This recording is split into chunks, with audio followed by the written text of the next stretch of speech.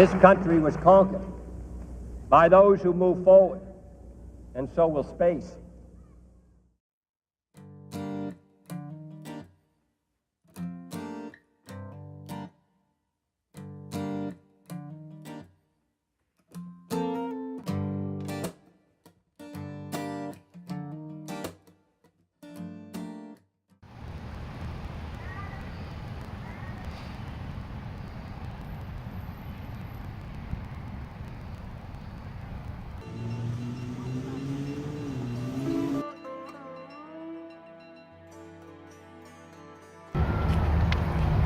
Hey, Angel, Yeah?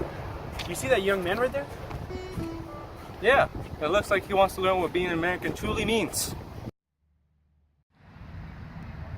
You know what really characterizes an American? Exploring the unknown and surpassing our competition. Well, I was born here, isn't that it? Even though you were born here, your ancestors most likely came from Europe. Oh, really? I wouldn't have thought my ancestors were from Europe. That's right, Alex. Once Europeans started arriving, beginning in the 15 and 1600s, they overwhelmed the native population due to disease and warfare, so that the European settlers became the majority. And they were settlers. They were not so much immigrants in the modern sense of the word. They were creating a new society, not just joining an existing one. And between the 17 and 1800s, millions and millions of Europeans came here to the US. And the US became a country under their leadership. Now, some Asians came in the 1800s too, but this overwhelmingly European population remained the vast majority of the country's inhabitants until very recently. After all those European immigrants arrived, the size of America during that time was less than a third of what it is now. America was not 50 states, but rather 13 colonies. Later on, our former president, Thomas Jefferson,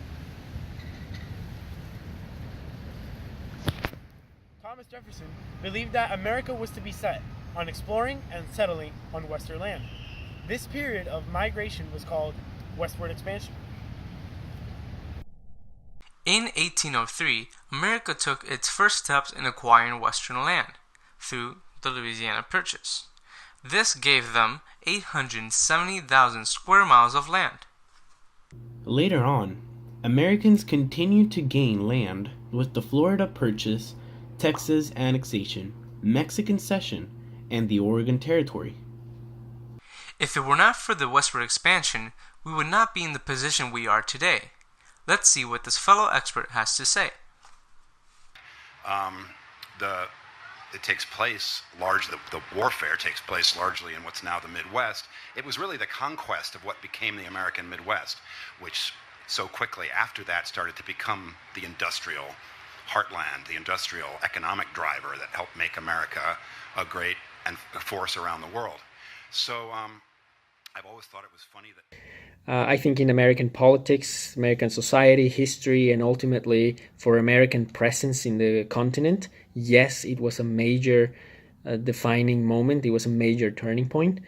But I think that it had minor impact on the culture, on American culture at the time.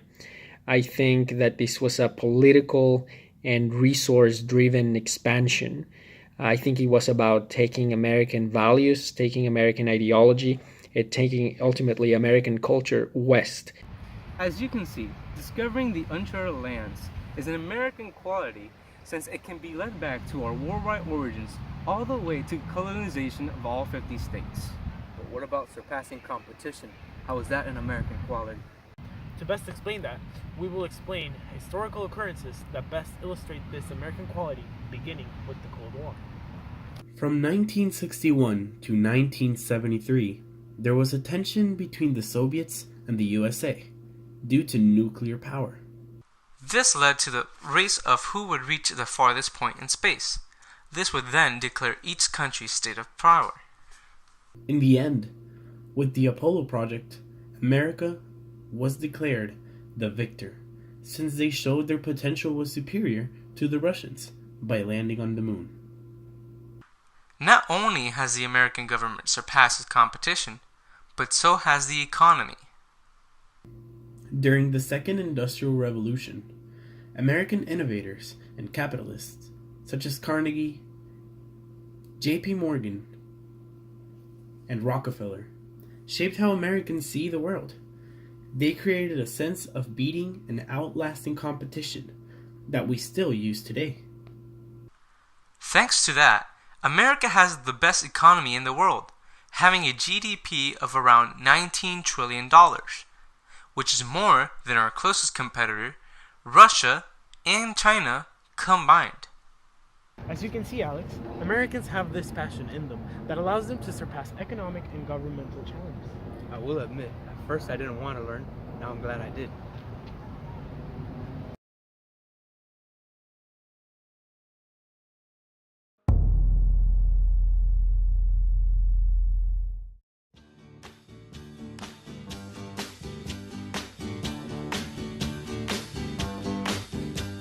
Sugar, oh honey, honey, you are my candy girl, and you got me wanting you, honey, oh sugar, sugar, you are my candy girl, and you got me wanting you. I just can't believe the loveliness of loving